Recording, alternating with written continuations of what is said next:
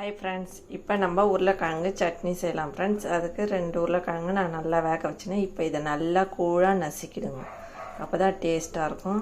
கட்டி இல்லாத நசுக்குங்க. நல்லா ஒரு கட்டி கூட இருக்கக்கூடாது. அப்போ தான் நல்லா டேஸ்ட்டாக இருக்கும் இந்த உருளைக்கிழங்கு சட்னி.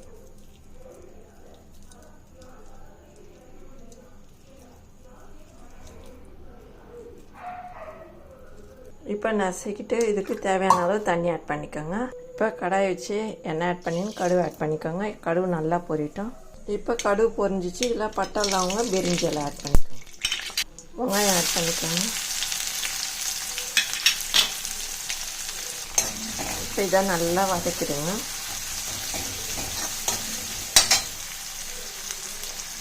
இப்போ கருவேப்பிலை பச்சை மிளகாய் ஆட் பண்ணிக்கோங்க.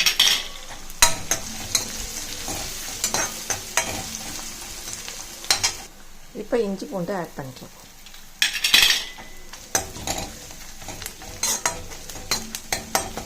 இப்போ ஒரு சின்ன தக்காளி அளவுக்கு மிக்சியில் நல்லா ரன் பண்ணிவிட்டு இதில் ஆட் பண்ணிடுங்க.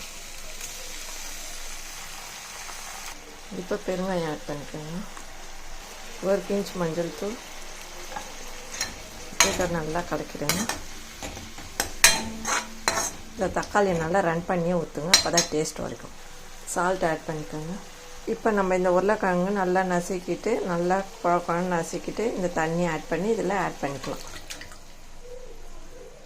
இப்போ இதுக்கு தேவையான அளவு மிளகாத்தூள் ஆட் பண்ணிக்கலாம். இப்போ இதை நல்லா கலக்கிட்டு ஒரு தட்டு போட்டு மூடிடலாம். அப்போ தான் நல்லா கொதிக்கும்.